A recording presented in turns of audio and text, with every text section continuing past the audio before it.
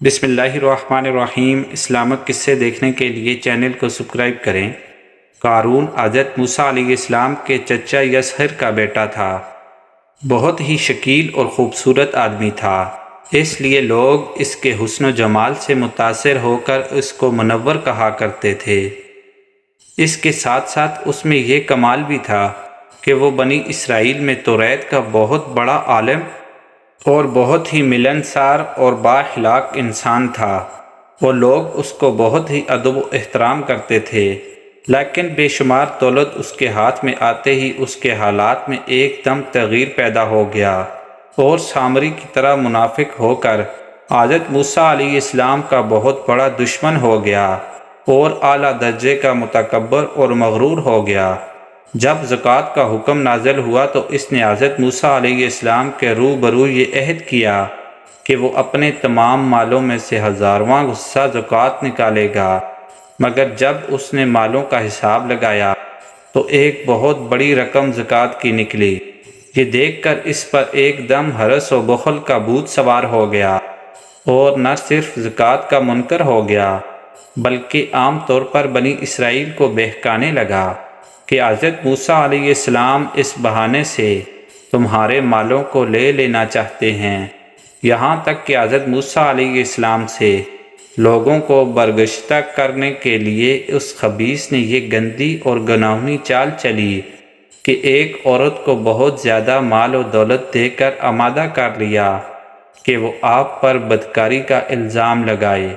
چنانچہ عین اس وقت جب کہ حضرت موسیٰ علیہ السلام وعظ فرما رہے تھے، قارون نے آپ کو ٹوکا کہ فلانی عورت سے آپ نے بدکاری کی ہے۔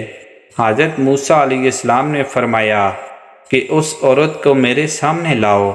چنانچہ وہ عورت بلائی گئی تو حضرت موسیٰ علیہ السلام نے فرمایا کہ اے عورت، اس اللہ کی قسم جس نے بنی اسرائیل کے لیے دریا کو پھاڑ دیا اور عافیت اور سلامتی کے ساتھ دریا کے پار کرا کر فرعون سے نجات دی، تو سچ سچ کہہ دے کہ واقعہ کیا ہے۔ حضرت موسیٰ علیہ السلام کے جلال سے عورت سہم کر کانپنے لگی اور اس نے مجمع عام میں صاف صاف کہہ دیا کہ اے اللہ عز و جل کے نبی، مجھ کو قارون نے کثیر دولت دے کر آپ پر بہتان لگانے کے لیے آمادہ کیا ہے۔ اس وقت حضرت موسیٰ علیہ السلام ابدیدہ ہو کر سجدہ شکر میں گر پڑے اور بحالت سجدہ آپ نے یہ دعا مانگی کہ یا اللہ قارون پر اپنا قہر و غضب نازل فرما دے۔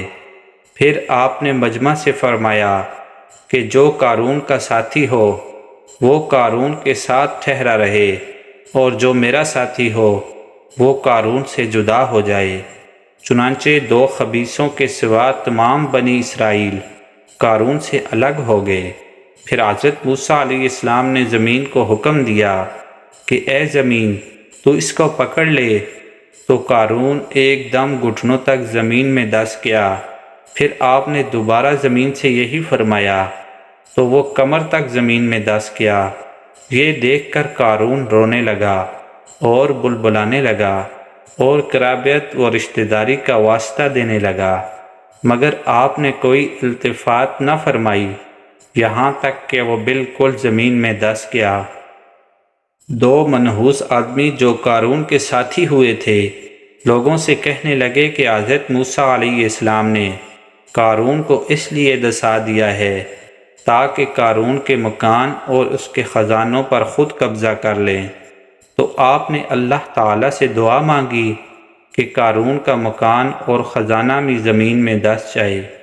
چنانچہ قارون کا مکان جو سونے کا تھا اور اس کا سارا خزانہ سبھی زمین میں دس گیا۔ اللہ تعالیٰ کا ارشاد ہے کہ ہم نے قارون کو اتنے خزانے دیے تھے کہ ان خزانوں کی کنجیاں ایک مضبوط اور طاقتور جماعت بمشکل اٹھا سکتی تھی۔ قرآن مجید میں ہے ترجمہ، بے شک قارون موسیٰ علیہ السلام کی قوم میں سے تھا، پھر اس نے قوم پر زیادتی کی اور ہم نے اس کو اتنے خزانے دیے تھے جن کی کنجیاں اٹھانا ایک طاقتور جماعت پر باری تھی۔ ترجمہ، جب اس سے اس کی قوم نے کہا اتراؤ نہیں، بے شک اللہ اترانے والوں کو پسند نہیں کرتا، اور جو مال تجھے اللہ نے دیا ہے اس کے ذریعے آخرت کا گھر طلب کر، اور دنیا سے اپنا حصہ نہ بھول، اور احسان کر جیسا اللہ نے تجھ پر کیا، اور زمین میں فساد نہ کر، بے شک اللہ فسادیوں کو پسند نہیں کرتا۔ ترجمہ: تو ہم نے اسے اور اس کے گھر کو زمین میں دہسا دیا تو اس کے پاس کوئی جماعت نہ تھی جو اللہ کے مقابلے میں اس کی مدد کرتی، اور نہ وہ خود مدد کر سکا۔ اللہ تعالیٰ سے دعا ہے کہ وہ ہمیں صحیح معنوں میں اسلام پر چلنے کی توفیق عطا فرمائے، آمین۔